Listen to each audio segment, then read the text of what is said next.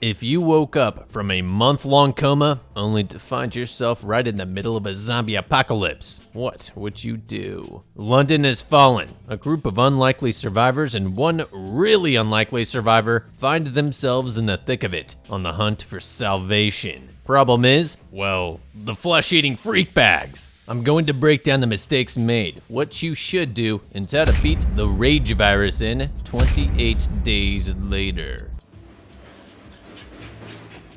We start out following Budget PETA / IRA members who decided their activism needs to be leveled up. Oh dang, it's a Cambridge lab too. Nothing good ever comes from that place. These tree-hugging hippies want to bust out Professor Oak's Pokemon test subjects. One problem, they're impervious to red flags. Almost as if that instinct that protects us from harm, particularly from our own dumb decisions, hasn't quite developed within these three. What do you call that instinct for self-preservation again? Oh, I know, common sense. Now, I'm not saying that I wouldn't feel bad for these chimps, but do they look calm? Do these activists not see them aggressively banging on their cages? Do they not see the one that's tied up looking at examples of super aggressive human behavior on those TV screens? I mean, I wouldn't necessarily jump straight to zombie virus, but still, that's more than enough to know that releasing them is a stupid idea. Speaking of stupid ideas, how exactly were you guys planning to transport the chimps? I don't see you lugging a cage around.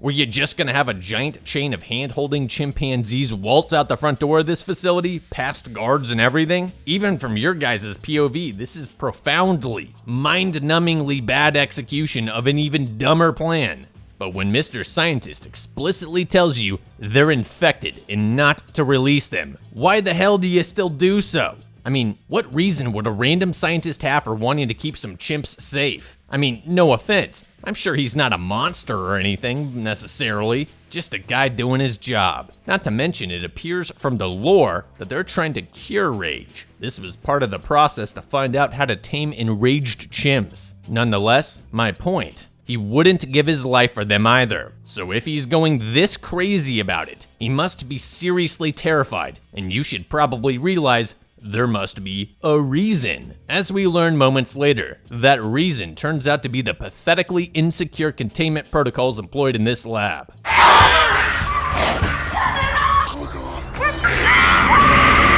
Once Lady McMonkey Lover gets infected, things go from 0 to 60 real quick. She turns in under 10 seconds before turning on the others and spreading the love. The scientist warns the two apes, the human ones I mean, to kill her while they can. But she turns so quickly, they don't even get the chance due to their split-second hesitation. Focus is the essence of survival. Raycon is the essence of focus. Well, not really, but they do make damn good earbuds. I've had my blue ones from years ago when Raycon first partnered with the channel, and use them when I'm pumping iron, listening to music by the pool, or videos while I'm walking. Through blood, sweat, and impact, they've remained at my side without issue. Military-grade durability confirmed. Operators such as myself trust Raycon with their lives. Honestly though, I've had zero issues with the same great audio quality as the day that I got them. I know a few years isn't that long, but in the age of planned obsolescence, after 6 months, it's a good sign. With Raycon's everyday protective case, they'll have even more shock resistance and style. You could even wireless charge with the case on. Now, these blue buds are old news. The Raycons of today are enhanced with a superior ergonomic design, active noise cancellation, and multi-point connectivity that lets you pair with 2 devices at once. You'll never realistically run out of battery if you charge once in a while.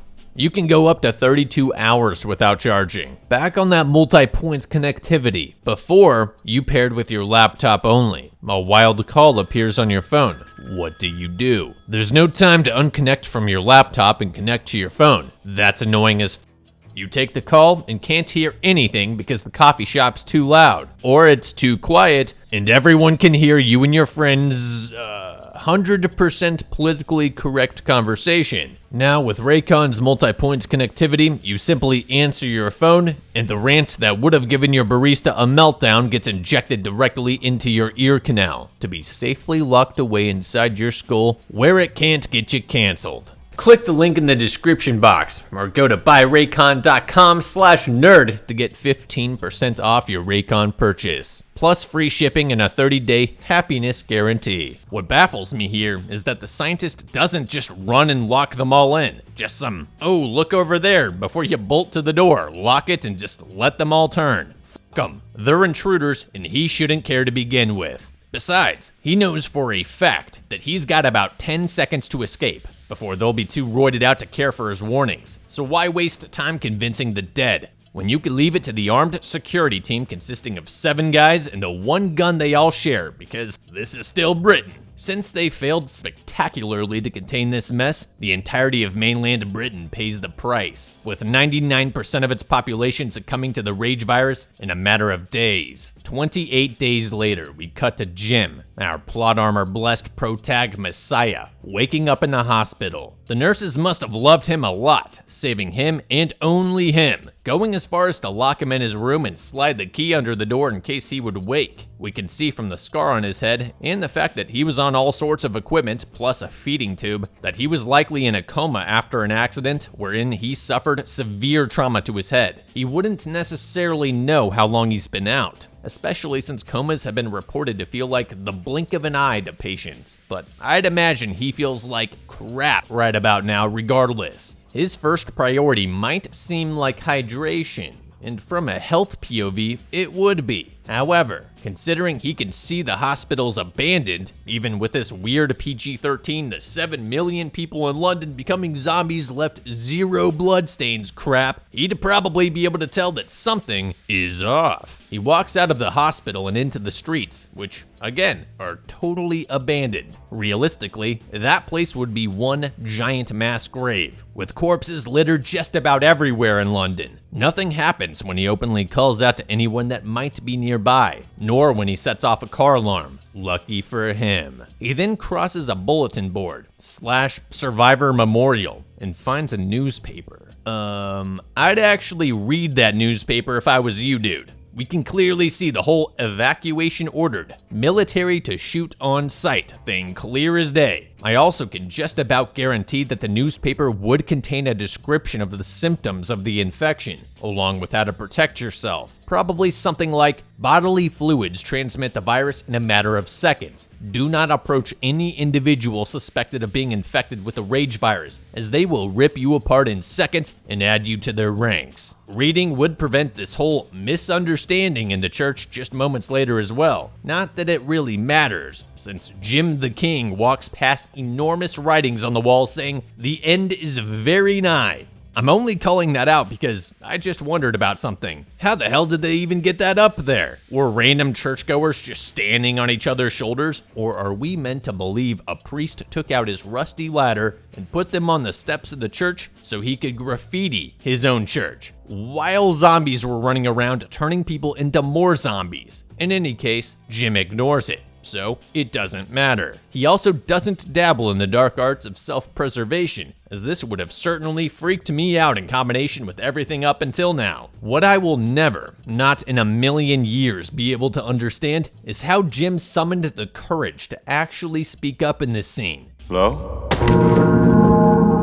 And how he didn't immediately bolt when he saw those dudes pop their heads up and stare him down like meerkats at the zoo. No wonder that delivery van rammed you off the road. Something's telling me you were already brain damaged long before the incident. If he had read the newspaper earlier, he'd have known to shut his mouth and get out. Since he was too cool for school, he's instead left to wonder what the searching gazes of 2 freshly awoken zombies could mean. Without any context, I'd probably assume these are some psychopaths who like sleeping in mass graves, or that these were the folks who created the mass grave. And in response, I'd have created a Jim-shaped hole in any window or door, stat. Instead, Jim just stands around like a moron, fortunate enough that the zombies don't immediately charge him. The local priest doesn't look too good, however. Quick, Jim, cover up your crown jewels. The gout turned him feral at the mere sight of you. Seriously though, this is right about where you realize something is very, very wrong. Jim's clearly too old to be his type. He figures this out too, before delivering a sponsored message from Pepsi to the father's face and taking off running for his life. He's weak as hell and lost just about all the energy he gained from drinking that soda earlier in the hospital, so he'll need a miracle to make it out of this situation alive. And wouldn't you know it, as fortunate as our protag will repeatedly prove to be, he's saved by two random strangers, Selena and Mark, aka The Miracle. Employing a gas station explosion and first-degree arson, these good Samaritans dispatch the infected before guiding Jim to safety in a security-fenced convenience store nearby. The gas station, I don't think, is all that much of a waste. There's over 500 active gas stations in the city of London alone. Sure, fuel's essential for survival, but you'd still never be able to consume all of that gas before it'd go bad. Contrary to popular belief, gas can go bad after it's left out for too long. Certain products can condition fuel to be left out for longer, but there's still limitations. Let's talk about what I don't like in this scene: Molotovs. Liquid pyromaniac alcoholism is a terrible weapon against zombies. For starters, the zombies are so pumped up on adrenaline 24/7, 365 that they don't care about pain.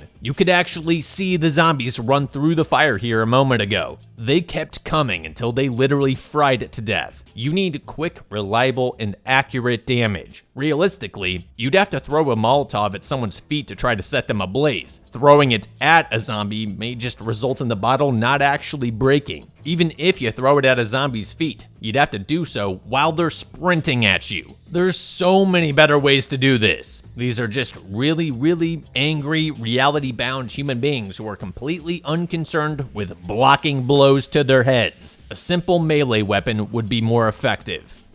I've got some bad news.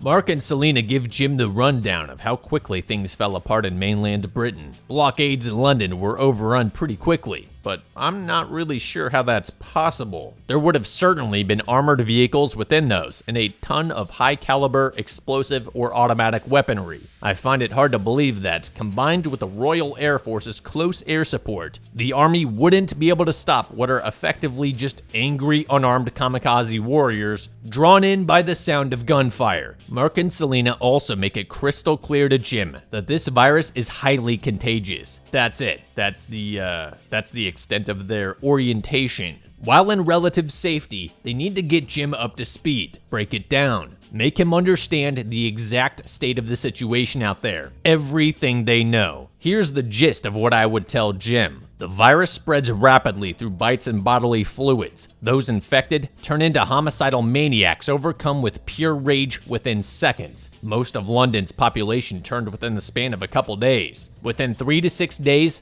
those initially infected die from dehydration, sepsis from bites, blood loss from wounds, sleep deprivation, you name it. Many who sheltered were found out and infected over the weeks, dying themselves over about a week's time too. As of now, 28 days later, most of the population's dead, but that doesn't mean we're even close to being safe. As survivors continue to get attacked and infected, the cycle of zombification persists. There's no way to say how many zombies there currently are. The zombies still alive mostly go dormant and hide out in buildings to stave off exposure during the day. Optimistically, if only 1% of the population of London persists as zombies, that means there's still potentially over 100 zombies per square mile. At 20 blocks in a mile, that's 5 zombies per block. Certainly close to what we're seeing. And explains why Jim was able to walk across town without being mauled immediately. Not World War Z by any means, but still exceptionally dangerous if you're as unprepared and unorganized as Mark and Selena. Now, where are all the bodies, you say? In buildings. For the same reasons as explained above: dormancy behavior and exposure reduction. They just died in some dark corner. They can be killed the same as any human. They just fear nothing and take a lot more damage before going down. Shots to the heart, spine, and head are your best bet. In hand-to-hand combat, it's a race to turn their head into mashed potatoes before you get overwhelmed or tire out. Like we said, extremely infectious. Cover exposed skin in bite-resistant clothing. Wear face coverings and goggles or glasses at minimum.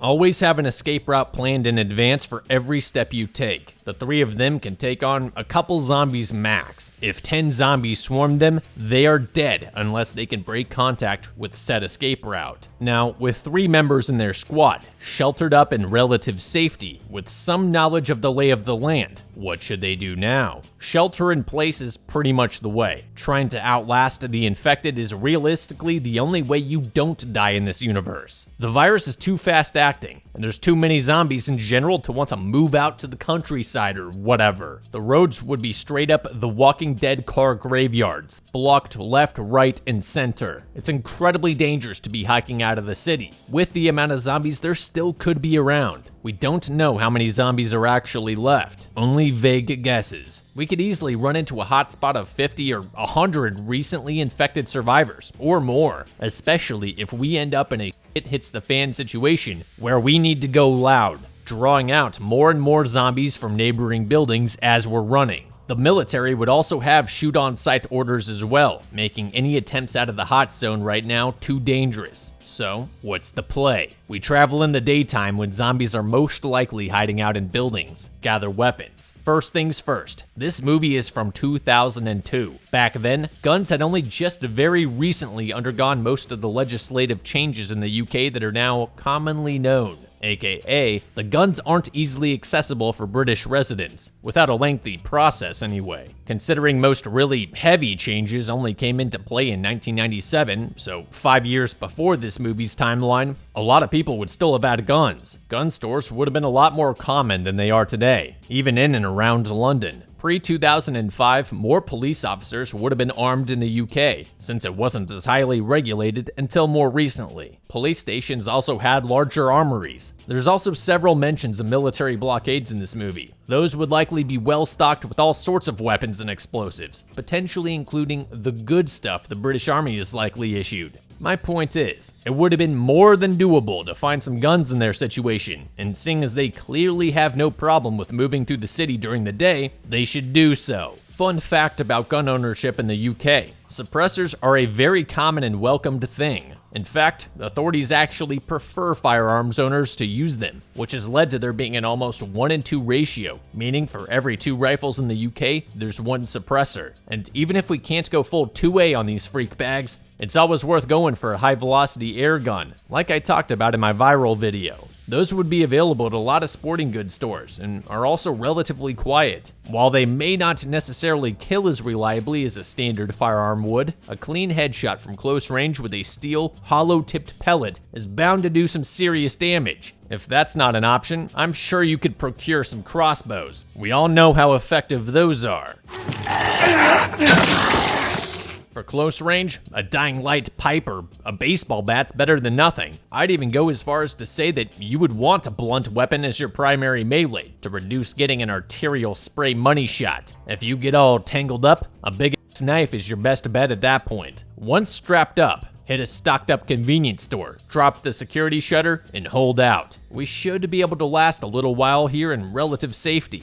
With the safety of the security shutter and more firepower than we'd need to clear out any hordes that come our way, we could test a few things out by drawing a couple infected to us. For one, we should test out whether an air gun or bow would actually put a zombie down with enough efficiency. Should we be without suppressed firearms and in need of a quiet way to dispatch a zombie sentry? Number 2, we should experiment with ways to camouflage ourselves, or otherwise reduce the risk of attracting the infected. Ideally, we'd find a way wherein the infected don't even get triggered at all if we come into visual contact. To find something that works for sure, you would need to understand what exactly triggers the infected to recognize the uninfected humans as targets. Is it a visual distinction at all, or more like a pheromone thing? I personally think it's a visual detection combined with reasonable deduction. Basically, the other rageheads visually judge whether or not you seem furious enough. Maybe the super red eyes are taken into consideration too. In the church, for instance, those 2 zombies in the mass grave react to Jim's hello, but don't actually go for him immediately. It even kind of looks like they're waiting to see if he's not one of them. Maybe all we need to do is walk a bit funny, act irate and furious all the time, and put some fake blood on our faces to pass the test.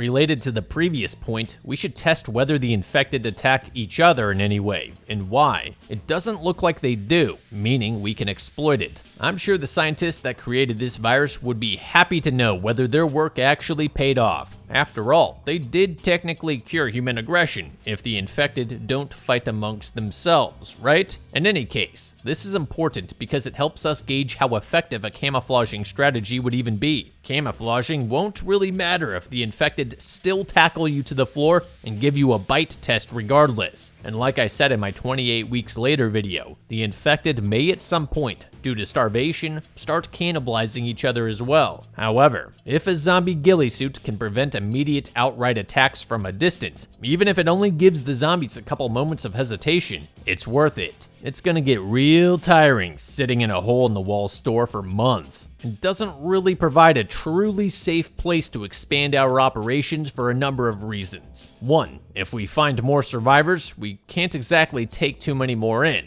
2. Using this as a home base to conduct looting or rescue missions from is risky. The further we have to travel from our safe space, the more dangerous extracting is due to exhaustion. 3. I'm not sure how well the security shutters will hold if a big horde hits us. For these same reasons, any residential home or apartment is out. If you're spotted, if you even sneeze, if you knock a vase over, you're risking drawing Zeeks to your indefensible location. The constant terror of hearing zombies run by your door, mauling your neighbors. Good luck sleeping. Hope you're not a loud snorer. Sitting in your studio apartment like a church mouse for months and months, you'll start to go stir crazy, which is dangerous for reason number 1. Just ask that family hiding in their apartment in World War Z. One single lapse where you sing in the shower and then hear a bang on your door. This is the best case scenario too. Like I mentioned above, not everyone will be infected simultaneously. Lots of survivors will get infected over time, stretching out the time it will take to outlast them. And before anyone comments, no,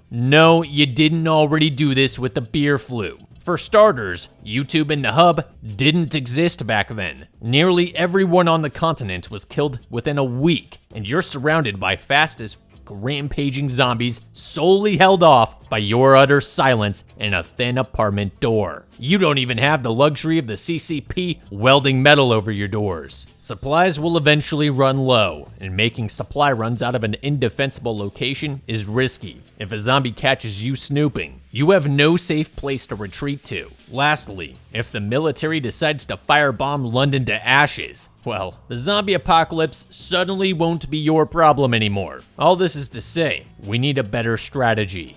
I say we use the terrain to our advantage. I say we use the river. While the zombies are mostly dormant during the day, to avoid excessive exposure, we slip out looking like Brad P and Dub Dub Z to the River Thames and find ourselves a boat. Anything that's easy to get going quickly. With how quickly the city fell and how full stores are, there should be plenty of boats for the taking. Even with a built-in moat, we're still not safe though. Most small boats could probably be boarded from the back or sides by zombies that swim out to you. Well, goddamn nerd, why the hell did you drag my ass out from the relative safety of the convenience store? I'll tell you why. 2 words, HMS Belfast. This Royal Navy light cruiser has been moored in London as a museum piece for quite a while. Being a naval vessel, it's a metal fortress, impregnable with sealable doors, tons of space, common areas, a mess hall, sleeping quarters, medical bay, workshop, basically everything. And you can golf off the top of it. It's a base surrounded by a 60-foot deep moat with high sides that can't be easily climbed by raging zombies. Hell, any zombies who attempt to swim out to us will probably drown. Zombies suck at swimming. You can run like a flailing moron, then stop to catch your breath. You can't swim like that for long, and when you stop, you drown. People underestimate how unforgiving and dangerous open water is. So, yeah, we drive our boat up to the floating fortress, anchor it close on the starboard side, and board the Belfast. With a quickness, we destroy the walkways and platforms that can be used to easily board the ship with any explosives that we could scavenge from military blockades. If we're unlucky enough to not find any, then we'll have to settle for barricading the walkway and pier access points, as they are made of thick metals that can't be easily deconstructed. Yes, zombies can still feasibly board the ship via the anchors, walkways, walkways and piers. However, that's not really a big problem, considering we have guns, food, water, and the fortified lockable doors of the military ship. They ain't getting in.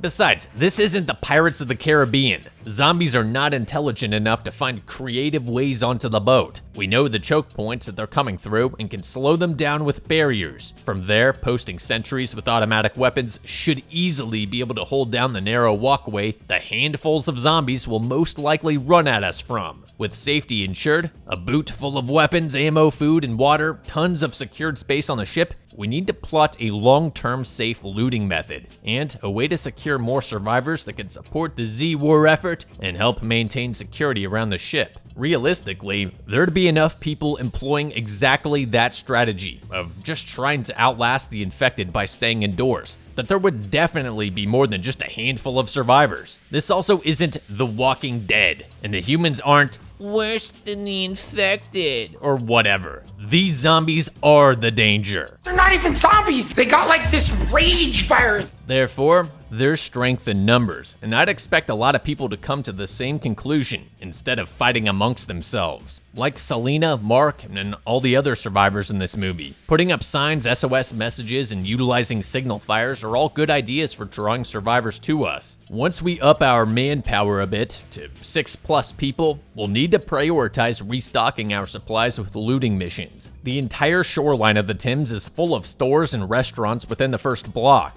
These will be the initial targets. The stores, such as Tesco, would definitely contain basic canned goods and some basic foods or snacks that'll still be safe for consumption 28 days after everything went to Tesco is a chain very similar to the US's Walmart, so it's got food, supplies, and a lot of just random crap. Tesco Express would be the significantly smaller version thereof, made more compact for the busy city, usually containing more essentials. Still, I'd expect there to be more than enough canned goods in any of those. They're extremely accessible, easy to hit, easy to retreat from should hit the fan, and easy to carry tons of supplies back from on foot with duffel bags. Now, we're not just gonna run and blast in anything that moves. We're supposed to be the smart ones. For rescue or looting missions, the target building will be the only thing that we hit for that op. In, out, done. Start with the closest buildings that have what we need. We shouldn't need more than a bottle of water, a Snickers, a couple of mags of ammo, our suppressed rifle, a backpack, and a duffel bag. If things go sideways, we need to be able to drop any bulk and move fast to extraction. We can always come back for the bag. You can't come back if you're dead. Of our 6 minimum Belfast population, 2 will guard the HMS Belfast. The other 4 will use the smaller boat to infill at various bridges, using either their ladder access points or a makeshift fire ladder or a rope thrown over the side. Boatman stays with the boat, keeping it fired up and ready to go. He's the boatman. He stays with the boat. The other 3 climb up, travel down the bridge, loot the target building, then immediately extract to that same bridge, jump down onto the boat, and the boatman hits the gas out of there back to the Belfast. The reason for using the bridge is avoiding this.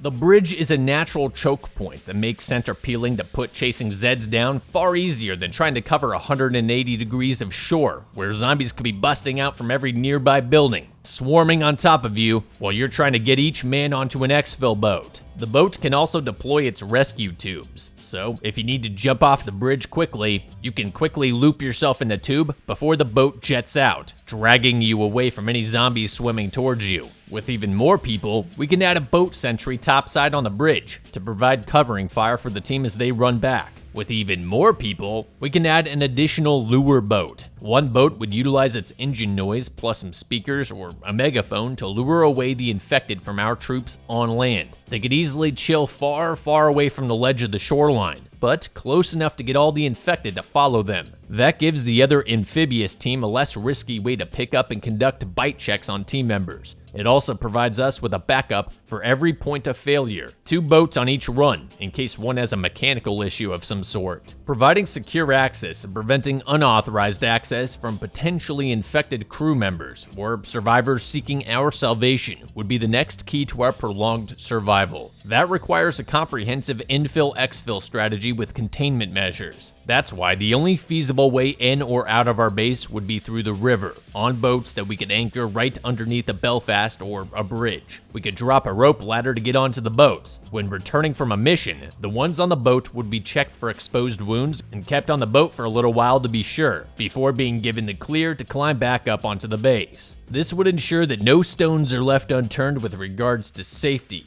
The next priority would be to up-fortify the Belfast. We could fashion some kind of shielding to place over the railings on the side to prevent any unauthorized access via the piers. Materials could be procured from the Belfast Museum store on the other side of the walkway, or any other very close neighboring building. We could also improve the difficulty rating of a raid on our ship by coating the sides in something slippery that would make climbing impossible. Grease or oil would be perfect. This is more for the human intruders though, seeing as the ship towers above the water and no zombie would realistically be able to climb up into it. I did see one particular video about how anchors can be climbed up, so we'll probably have to attach some additional overhang metal shielding to that as well, if for no other reason than to make my mornings a little less stressful by not having to clear the ship deck every time. We should be able to survive for quite a long time, long enough for organized help to arrive if it ever will. For an alternate take, there's always the idea of making it across the Channel to France by boat as well. However, this is very early stages in the apocalypse, and I can pretty much guarantee you that the other nations around the UK would be panicking about this kind of virus being on the loose. Imagine you're living in Calais and find out the entire UK has been deleted by this virus in a matter of just days. Those people would all flee en masse or take up arms to go protesting immediately to prevent even a single person from making it across the channel, even if they couldn't possibly be infected. They are the French after all. Protesting is kind of their thing. This means French or NATO soldiers patrolling the channel would probably also have shoot-on-sight orders, and that's not très bien for our health. The channel tunnel would likely also be heavily defended or even completely blown up to prevent any spillover risk whatsoever. It'll likely be way less of an issue if we outlast all the infected in London, allow tensions to lower a little bit, and the NATO task force from 28 weeks later comes in to clean up. The virus would be more known by then. There would likely be an actual plan beyond just shooting anything with a pulse. Basically, I expect a NATO task force for the restoration of Britain that stumbles on us a half a year after the fact in Britain to be a bit more friendly than a NATO force right at the start of this thing. Instead, they simply allow Jim to immediately take control of their crew, even though they correctly identify that he was a hospital patient and verify that he was in a coma. Jim wants to go see if his parents are still alive in the London suburbs, so they all agree that they'll go for it the next day. Mark, Selena, what the hell? This guy's literally brain damaged, and you're letting him take you to a house in the city, which for all you know is overrun with zombies, along with his entire neighborhood. Speaking of brain damaged, the Scarecrow starts feeling reality come swooping back in the form of his body crashing due to the lack of nutrition. He's been out for about 4 weeks, so he's not in any immediate danger of refeeding syndrome or RFS, provided the hospital staff did their job. If he really wanted to eliminate risk, instead of nothing but sodas and chocolate, he could focus on something with more nutritional value, building up from slightly smaller portions in the beginning. Good, glad we got that out of the way. The Fellowship of the Brain Damaged sets out to Jim's childhood home, where they find his parents after a party. Judging by the wine and pills, they went out with a bang, due to the fact that Jim is, in fact, a moron, and the fact that Mark and Selena are enabling said moron. The crew finds themselves in hot waters almost immediately, without even knowing it. It starts out innocent enough, staying the night at Jim's so they don't have to leave until the morning. Makes sense, considering they didn't plan out the timing of this op and allowed themselves to get dragged around by a dude still likely in a coma. I hate this, oh shucks, it's nighttime now and we won't make it back to our safe space in time. guess we have no choice but to stay at an indefensible location. Pro tip, if you find yourself diverting to plan B all the time, try making your plan A suck less in the future. They decide to stay downstairs, probably trying to avoid the party stench upstairs and all, but don't make any effort to completely block out the windows using curtains, combined with some blankets or even dark clothing. They all just chill with these thin, see-through curtains as their only visual barrier from the outside world, aka the infected. The second critical mistake was leaving the brain-damaged, plot armor-wielding moron unattended while they slept. And oh boy, are they about to regret this, especially Mark. Jimbo the Clown decides to take a trip down memory lane, checking out his childhood memories on some trusty old VCR tapes, without taking any precaution, like blacking out the windows, of course. This causes the walls behind him to light up, similar to an open sign at a Denny's at 3 a.m. after a night out. But he decides that's not quite enough to get him in the mood. This celebration of life needs some candles, and maybe a glass of wine. Much like the average experience in a Denny's at 3 a.m., the zombies are not about to let Jim have a drink in peace, instead choosing to come busting in through the skylight and windows, raged out and hungry for their Grand Slam breakfast. Mark and Selena are swift and brutal in their response. Mark manages to get cut up in the altercation though. Dang, time to take him out back. He swears it's not a bite, because of course he would, but rather a cut from the machete. I mean, you could always wait for all of like 5 or 10 seconds if you want to be sure, but Selena's not about that life, choosing to hack him up immediately instead. Again, without the PPE, do you see how terrible that weapon is? She is covered in blood now. This may actually mean that Mark wasn't infected, considering she wasn't infected herself after receiving that money shot right there. Whatever, Mark's dead now, and that means Jim no longer has any competition in winning Selena's affection. He may yet escape the friend zone after all. They choose to GTFO and keep moving, not knowing what their next move is. Not sure why they wouldn't take his parents' car. The keys are probably around here somewhere. They could use the miracle of vehicular travel to get to the river and implement those strategies we talked about earlier. Or, if the roads truly are as crystal clear as the movie makes them want to seem, you could just leave London and take shelter in the countryside where there's way less zombies. Instead, they take a stroll down central London like two good friends walking home after downing some cold ones at the local pub, only to be drawn in like brainless moths to random Christmas decorations lighting up a nearby apartment. My initial thoughts would have been that the infected can see that too, and that they would likely be drawn to it too. That alone would dissuade me from even wanting to go check it out. Then again, I wouldn't have Jim's plot armor, and we're yet to be shown just how OP that truly is. Selena and Jim climb over a shopping cart barrier before taking a break in the stairwell halfway up. Remember how I said Selena and Mark seemed bold earlier? Well, you can replace bold with morons, because they failed to take anything from that convenience store they were held up in. All they got is 2 cans of soda, which is really bad. Not that Jim's gonna have a chance to crack open a diabetes drink anyways, since the zombies come hurrying up the stairs to remind him of the dangers of corn syrup and beverages. Luckily for our cardio-estranged heroes, a Wild Nerd Explains viewer appears at the top of the stairs, kitted up in riot-geared chadliness. The kind stranger beats the 2 zombies given chase to a pulp, while Selena and Jim scare his daughter and try to persuade her to open the door for stranger danger here, instead of helping the guy who just saved your life and making the fight an advantageous 3v2. I'm not saying you need to go bare-knuckle brawling with the zombies, but you could have at least physically reinforced your savior's back so he wouldn't fall over. Whatever, good thing he didn't need you. These 2 golden-hearted survivors are Frank and Hannah, aka Jim's plot armor. For whatever reason, they decide to help out from the actual goodness of their heart. There's no hidden catch. They even offer up a spare bedroom, a razor to reduce Jim's Al-Qaeda-ness, and a beverage. British hospitality at its finest. Despite being cleaned up, Selena still puts Jim back in the friend zone, where he belongs. Later, after he demonstrates his gross failure in survival strategy by employing laundry baskets as water collectors,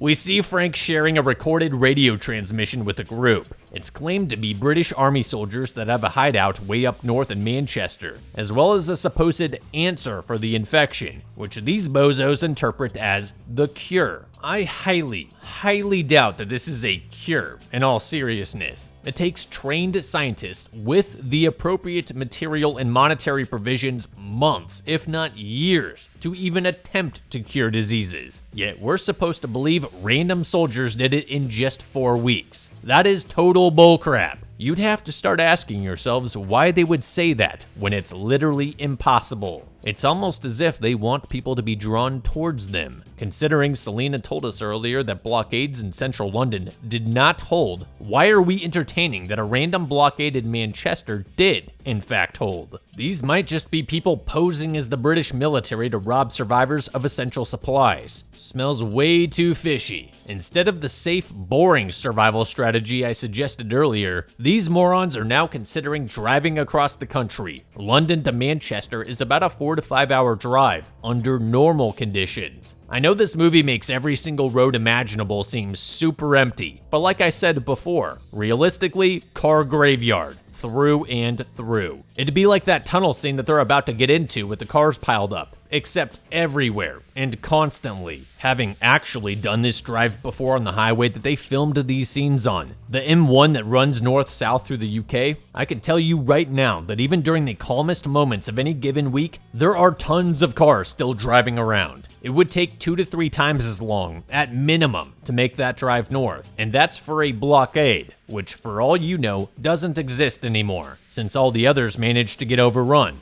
They take off in Frank's taxi and quickly find themselves at their first and only obstacle, the tunnel I just mentioned, with a ton of piled up cars inside it. I'm not really sure why this is such an issue. Before they enter, we can clearly see on the left side of the tunnel that there's an off-ramp that presumably goes around it, which looks to be clear. In real life, this is London's Blackwall Tunnel, which is used to cross the river when going north out of London. This means that if they would have taken said ramp and used any one of the bridges that London has nearby instead, such as the Tower Bridge, London Bridge, or even the Dartford Crossing, if desperate enough, they could avoid this car pileup entirely and still cross the Thames. I get that they want to save time or whatever, but there is no way your little TX3 is going to get through this jam. You'd need a monster truck with airless tires to reliably go up and over this one. Not that it stops Frank from executing on his delusions though, and it goes about how you'd expect.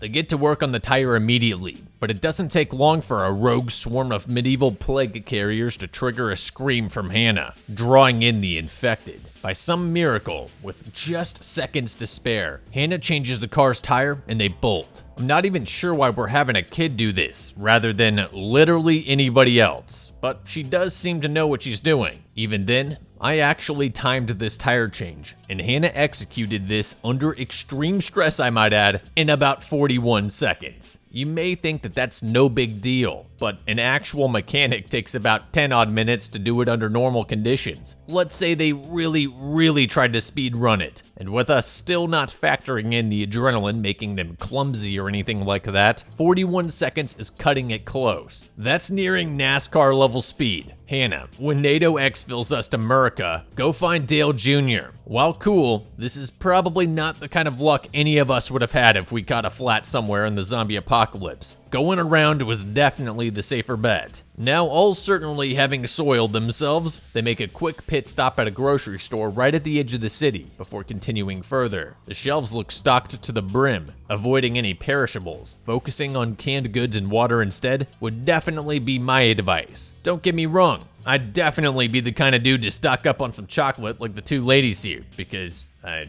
love chocolate. But I'd want to make sure the necessities are about as topped off as they could be first. Continuing our journey with 2 weeks worth of food would be awesome, which I definitely expect that taxi to be able to carry as well. Hell, I'm sure we could even make space for that oak barrel whiskey Frank's practically making love to. They leave their shopping carts outside. Wait, what?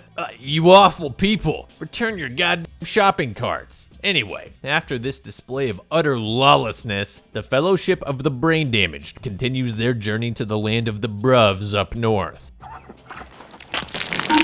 With their own thirst quenched, they take care of their vehicles, stopping to get some fuel from an abandoned tanker truck in the middle of nowhere. It looks as though there's more than enough fuel to go around, and they could probably take a few extra gallons with them in jerry cans just in case, because that is a sweet deal. 0 British pounds per gallon. Other than that, there's nothing for them here, but Jim's losing it. He now knows about his perceived immortality, courtesy of the plot gods. He can't help himself, for he must know just how deep his inner subconscious Navy SEAL powers truly go. So he ventures into the gas station restaurant looking to satisfy the warrior within. He goes in without PPE, without any proper weaponry, and he goes in alone. I know Selena asks him nicely if he needs backup and all, but come on, buddy system. Nobody goes anywhere alone, like it or not. Those are the rules. As Jim walks into the joint, he sees nothing but bodies everywhere. What do you think caused these bodies to be here, Jim? Probably something which may still be a present threat to your survival. You've got what you need. Why tempt fate? If more than one lone zombie would wake up from these supposed corpses, similarly to how it happened at the church in the beginning of the movie, Jim would be cornered fast. Without PPE or a decent ranged weapon, he can almost certainly expect just 2 zombies to overpower him. In this case, it winds up being a child, which ironically is about the only thing, zombie or otherwise, that I can see him successfully beating up. Hope we never wind up relying on him to save our asses.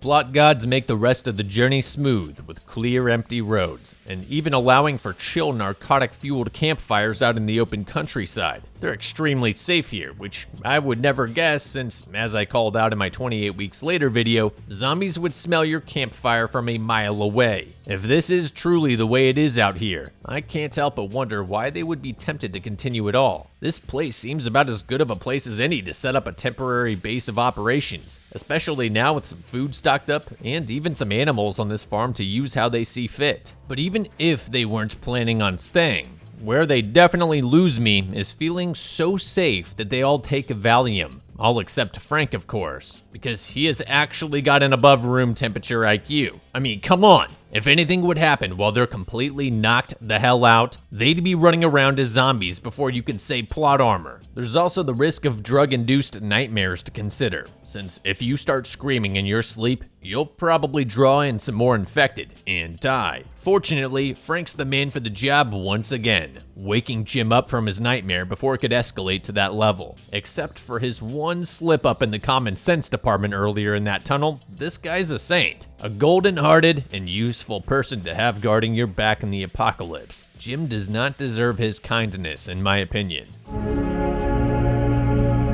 After Jim's second rude awakening, they get on the move and before long arrive at the Promised Land, aka the military blockade in Manchester. As they approach the city, we can see from afar that there's several enormous and active fires still going, as well as one massive explosion that goes off right in front of them in the distance. Not to sound like a broken record, but shall I remind you guys that London did not look like that? Do I need to spell out why that probably means even London was a safer place to be? In addition to the lovely ambiance fires the apocalypse left burning for us in the horizon, it also appears the military is not actually here at all. Pretty sure the whole point of a military blockade is that it would be manned by members of the military. This would be pretty much all the confirmation I'd need here to just 180 back the way we came to those cozy ruins in the countryside and start our new and improved British Empire with twice the colonization. Frank takes this news really badly though, but like, why? Imperialism is pretty much the British dream. You've also just about crossed the entire country without running into so much as a handful of zombies once you've left the vicinity of central London. That's pretty amazing, considering the UK's population is about 50-odd million. It also does make survival feel a lot more doable, and definitely wouldn't be something discouraging to me. Lighten up, man, or the movie producers may decide to do your character very dirty. Go f***ing way up! Frank's outburst sends him down a spiral real quickly. disintegrating his brain cells in a matter of seconds as he goes to have his tantrum quietly next to a birdie feeding on an infected corpse. Frank, dude, you know what this virus is. If this bird takes offense to you, and considering it's potentially infected itself, it may very well just come pecking at you for the hell of it, and you'll be infected in no time. In this case, the bird doesn't get picked off. It just spills some of the Roy juice right into Frank's eyeball like a zombie Visine. Ooh, yep. See, this is why PPE is important. Even if you didn't want to go through the hassle, you could have at least worn some sunglasses or something, just to prevent bodily fluids from entering your eyes. Just something is the idea. Since Frank was too cool for PPE, his body in turn decides it's too cool not to kill his daughter in about 12 seconds. That is, until the sentries of the blockade finally wake up from their peaceful woodland slumbers and dome Frank before he can fully turn. That is especially lucky since Mr. Plot Armor didn't have the stomach to kill the obviously infected man that was about to become a major problem for everyone involved.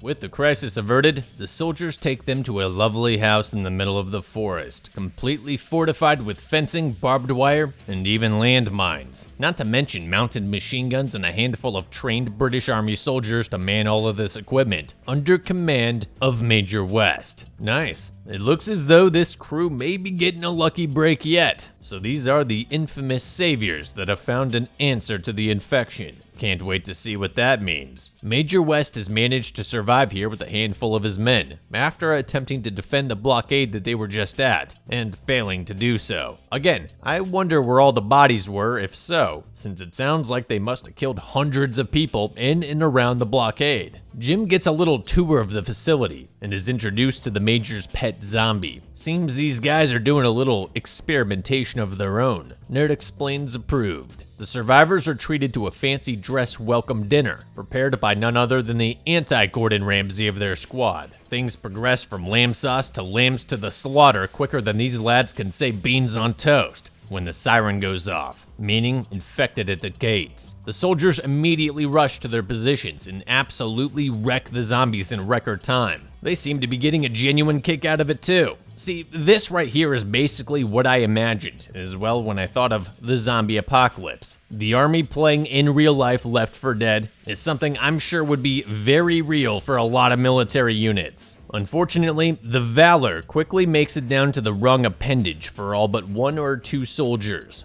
and with the blood shifting, their behavior does too. Particularly the respect element seems to have accompanied their morals out of the building. The only issue is, there's more to it, as Jim's about to find out the hard way. Biblically inspired, they recorded their message on the radio with the explicit purpose of luring in women to build a brighter tomorrow. Normally, I'd say this must be some extremist POV BS, but wait till you hear the reasoning behind it. Major West found one of his dudes about to Kurt Cobain himself because he hadn't gotten any for 3 weeks. That led them immediately from being upstanding, exemplary soldiers to a group of Cosbys. After 3 weeks, these dudes immediately lost what's left of their sanity and started assaulting women to fill the void within their souls. So yeah, probably just a pre-existing issue with that particular dude, not necessarily something you should repurpose your entire unit towards. Just saying. Also, this isn't only non-consensual, but one of our ladies is very much a minor, in case you didn't notice.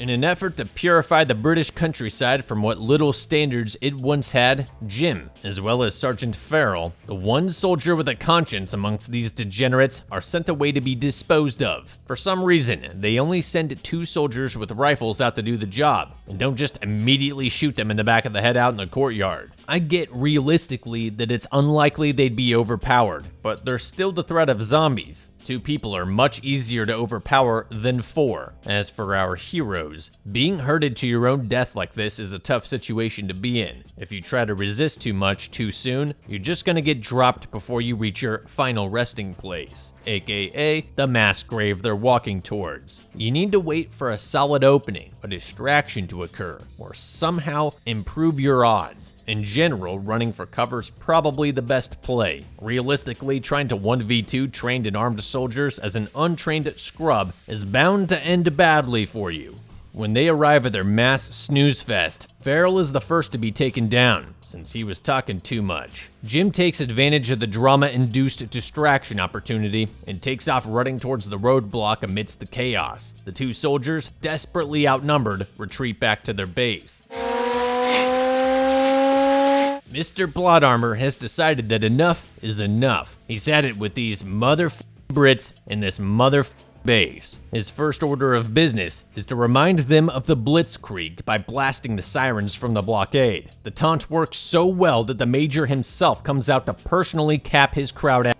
I honestly don't understand why he didn't just go, cool, guess we'll deal with Jim when we're done with the women. Not that I'm condoning it, just I find it a bit strange that the Major's priority is so heavily focused towards keeping the mood alive.